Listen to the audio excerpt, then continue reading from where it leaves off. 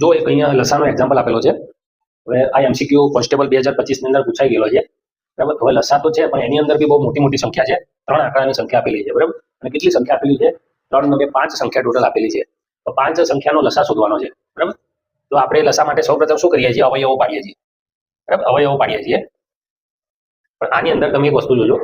આની અંદર એક ઓબ્ઝર્વેશન કરવાની જરૂર છે કે આ બંને જે છે, આ બે સંખ્યા છે 132 અને 198, એ આના અવયવ છે.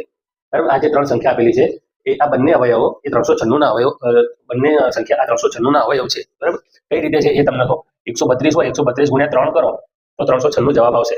બરાબર. એટલે આપણે કહી શકીએ કે 132 એ 396 નો અવયવ કહી શકાય. બરાબર. અને એવી જ રીતે 198 છે, 198 ગુણ્યા 2 કરો તો 396 જવાબ આવશે. બરાબર. એટલે આ બંને સંખ્યા ઓલરેડી 396 માં સમાયેલી છે. બરાબર છે. તો હવે આપણે અવયવ 3 ના જ પાડવાના રહેશે. 396 ના પાડવાના, 270 ના પાડવાના અને 315 ના પાડીશું. 3 સંખ્યાના અવયવ પાડવાના રહેશે. બરાબર. હવે 296 છે, 396 છે, એને 2 વડે ભાગીએ, 2 વડે ભાગીએ તો 198 જવાબ આવશે. બરાબર. પાછા એને 2 વડે ભાગીશું તો 99 આવશે. 99 ને 3 વડે ભાગીશું તો 33 આવશે. એને 3 વડે ભાગીશું તો 11. બરાબર. આના અવયવ થઈ ગયા. 396 ના અવયવ થઈ ગયા. હવે 270 પર જઈએ. 270 ને 2 વડે ભાગીએ તો 135. 15 9 135, 3 3 આવશે, 2 વખત 3 3 આવશે, 1 વખત 3 ને 5 આવશે. બરાબર. 3 5 15, 15 9 135, 2 270. આવી રીતે ભાઈ તમે અવયવ પાડી શકો. બરાબર. 315 ના અવયવ કઈ રીતે પડે? તો 5 વડે પહેલા ભાગી નાખો. 5 વડે ભાગશો તો કેટલો જવાબ આવશે? 6 5 63 જવાબ આવશે. પાછા 7 વડે, પાછા 9 એટલે 3 3, 9 9 સીધા 63, 63 ગુણ્યા 5 કરશો તો 315 જવાબ આવશે. હવે આપણે લસા માટે શું કરીએ છીએ? લસા માટે મેક્સિમમ જે સંખ્યા હોય એ પહેલા લખી દેવાની. આમાં જો 3, આની અંદર બી 3 છે, બધાની અંદર 3 તો છે. આની અંદર સૌથી વધારે 3 અહીંયા 3 વખત છે. બરાબર. તો આપણે લસા માટે સૌપ્રથમ 3 વખત 3 લખીશું. બરાબર.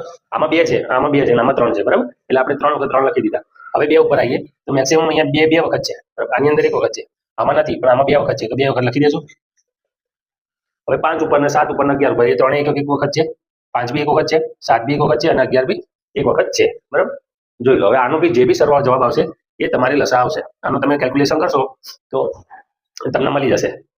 કેટલો આવશે? 41,580 જવાબ આવશે. તમે ગુણાકાર કરશો ને, હવે સિમ્પલી ગુણાકાર છે. બરાબર. ગુણાકારની અંદર કોઈ લોજિક ના હોય. ગુણાકાર તો બધાને આવડતો હોય. એટલે ગુણાકાર કરશો તો આનો જવાબ આવશે. હવે આની અંદર લોજિક કયું હોય? લોજિક એ આવ્યું કે તમે સંખ્યા જુઓ.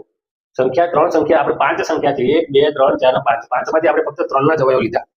કેમ કે આ બંને સંખ્યા ઓલરેડી આની અંદર સમાઈ ગઈ છે. બરાબર. એટલે દાખલો એક્ઝામ્પલ લેન્થી થઈ જાય. તો એના માટે આપણે આ રીતે શોર્ટકટ વાપરી શકીએ. આપણે જો એનાલિસિસ કરવું પડે, સંખ્યાનું એનાલિસિસ કરો ને તો તમને ખ્યાલ આવે કે આનું કઈ રીતે આવી શકે. બરાબર.